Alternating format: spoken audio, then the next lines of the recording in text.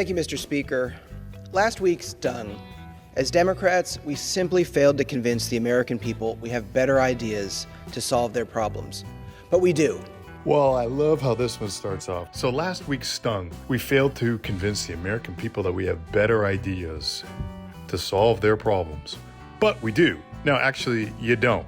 If you did, you would have had no problem whatsoever convincing us that you did. But you don't. Now we need to dust ourselves off and get ready to fight. We can't let Donald Trump's extreme MAGA agenda go unanswered or unopposed. So here's an idea for how to organize our opposition. We need to borrow from our British friends and appoint a shadow cabinet to fight back against the worst abuses of a second Trump administration. Well, at least he only wants to fight back against the worst abuses as opposed to some of the lesser abuses, I guess. I'm not sure who's going to sort that out, but unbelievable. So this is the party of democracy. They're constantly telling us that Trump is the threat to democracy, and democracy is on the ballot and all this kind of nonsense. And so what are they going to do now that they've lost the election? They'll honor the will of the American people, of course. No, wait, they're not going to do that. That's not what he said. He wants to form essentially a shadow government. That sounds really American, really democratic. Nothing secretive about that. A shadow cabinet, a shadow government. Great idea. Great idea. It's really a great idea when it comes to helping to restore Americans' trust in government, and in particular, Americans' trust in the Democrat Party. Great idea. Across the Atlantic, the British have something we don't, a team from the opposition that mirrors the government's own cabinet members. They watch the cabinet closely, publicly challenging, scrutinizing, and offering new ideas. It's another form of checks and balances, a quiet guardrail that holds those in power accountable. So across the Atlantic, they have something that we don't, and the reverse of that, of course, is true. We have this thing called the Constitution, and I don't know where it says in there that our elected representatives can simply establish a shadow government to counter the, quote, worst abuses of their political rivals. With a shadow cabinet, there's no hiding. Each decision by the government faces a ready counterpoint, not just from the media and voters, but also from political leaders poised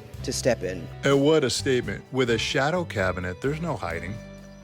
So why would you call it a shadow cabinet? It's democracy's insurance policy. And I love this line too. It's democracy's insurance policy. I think that's actually the Second Amendment, but you're not going to hear that from a Democrat. We have an amazing wealth of talent on the Democratic side of the aisle in Congress. There's another great point here that you hear from Democrats a lot. They talk about the amazing talent. They've got this deep bench, this amazing wealth of talent on the Democrat side of the aisle. Well, where the hell was it? I mean, you put up Kamala Harris as your presidential candidate.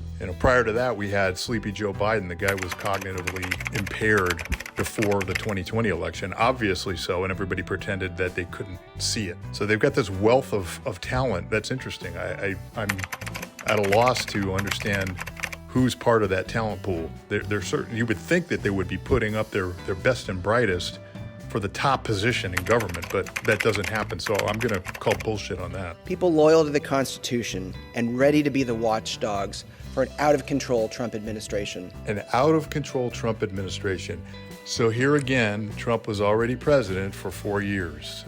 You can characterize him as out of control if you want, but the country was doing great. We didn't have wars breaking out all around the world. Our borders were secure. So if that's what an out-of-control administration looks like, then sign me up for more of that, please. If Trump attempts to weaponize the justice system against his political opponents with Matt Gaetz at the helm, we could see incoming Senator Adam Schiff as our shadow attorney general, arguing against replacing our independent prosecutors with Trump loyalists. This might be the richest part of the whole spiel here. He's talking about Trump weaponizing the justice system.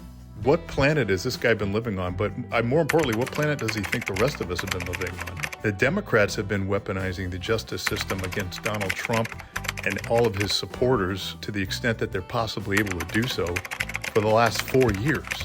I mean, this guy is absolutely unbelievable. So now they're worrying that Matt Gaetz is going to, quote, weaponize the justice system. And Adam Schiff, this is the guy who's going to come in and be the adult in the room. He's going to make sure that Adam Schiff's going to be the one to make sure that things don't get out of control, you see, because he is so sober and judicious and honor. The man is just a paragon of virtue. Mr. Speaker, new times require new solutions. The shadow cabinet isn't just about opposing extreme MAGA attacks on our government. It's also about making clear what we stand for, not just what we're against. It's time to show, not just to say, what we believe in: justice, accountability, and democracy. Thank you, Mr. Speaker, and I yield back the balance of my time. In any event, I'm sure this is just par for the course of what we can expect for the next 4 years, and they're just now getting warmed up. So stand by for more.